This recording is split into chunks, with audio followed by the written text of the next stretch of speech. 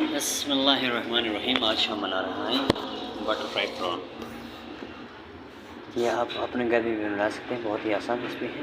سب سے پہلے ہم نے انڈا توڑا، پھر اس کے بعد ہم نے اس کے اندر کارن فلور اور میدا ڈال دیا۔ اس کو اچھی طرح اس کا بٹر بنائے گا۔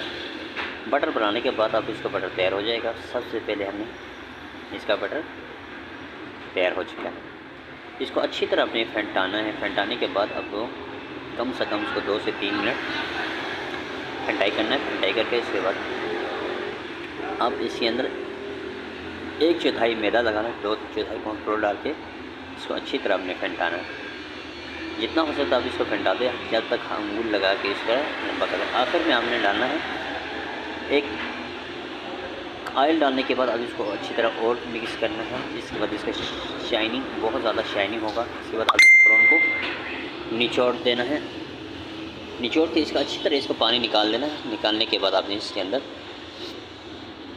صحیح سے پانی نکالی، کیونکہ بٹر ہم نے آلریڈی اس کو جو بنا کے رکھے سالٹ اور نمک، چائنا سالٹ، وائٹ پیپر ڈال کے ہم اس کو اچھی طرح مکس کریں گے۔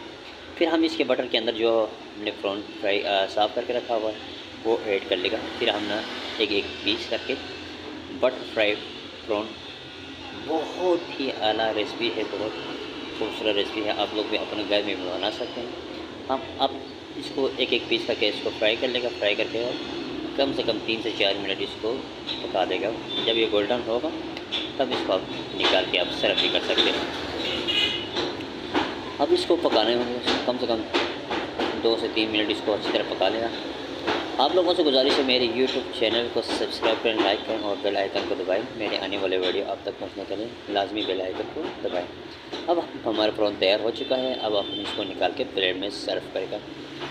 اب ہم اس کے ساتھ سوس رکھے گا، وانٹن سوس، آپ کو جو اپنی مرضی ہے وہ سوس رکھ سکتے ہیں۔ یہ دیکھ بہت ہی خوبصورت ریسپی ہے، آپ لوگ